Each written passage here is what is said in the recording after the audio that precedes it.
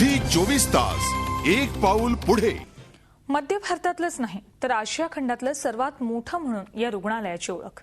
नागपुरात हे शासकीय वैद्यकीय महाविद्यालय आणि रुग्णालय आहे। पण सध्या या रुग्णालयाला एक रोग झालाय, त्याचा परिणाम रुग्णसेवेवरही होतोय।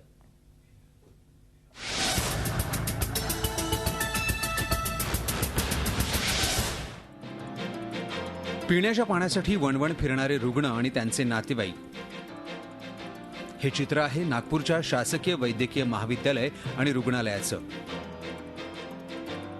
या रुग्णालयात संपूर्ण विदर्भासह मध्य भारतातले रुग्ण उपचारासाठी येतात, मात्र सध्या त्यांना पाणी टंचाईचा सामना करावा लागतोय। नागपुरात यंदा विक्रमी तापमानाची नोंद झाली आहे। वाढत्या तापमानामुळे पाण्याची मागणीही प्रचंड वाढली आहे, मात्र रुग्णालयात जाणवत असलेल्या पाणी टंचाईची झळ रुग्ण आणि त्यांच्या नातेवाईकांना बसतीये। शौचालयात जाण्यासाठीही नागपूरच्या प्रसिद्ध शासकीय रुग्णालयात पाण्याची व्यवस्था नाहीये। पाणी काहीच नाही भेटत आहे। पहिले एक लावतात ते फ्रीज आणि त्यातलं सर्व लोकांनी नेलं की काहीच नाही राहत। मग दिवसभर टाकीतलं पाणी प्यायला लागते आम्हाला, टप्पट पाणी। संडासात पण पाणी नाही टाकाले।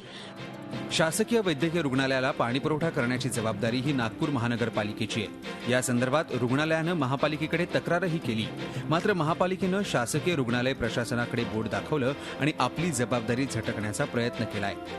मात्र परिस्थिती अशीच राहिल्यास येणाऱ्या काही दिवसात रुग्णसेवेवर ताण पडून कदाचित शस्त्रक्रियाही पाण्याअभावी करता येणार नाही, अशी भीती रुग्णालय प्रशासनानं व्यक्त केली आहे। उन्हाळ्याचे दिवस आहेत, असं आतापर्यंत झालं नाही, ऑपरेशन बंद वगैरे झाले नाही, पण हीच जर का स्थिती राहिली तर अशी वेळ येऊ शकते।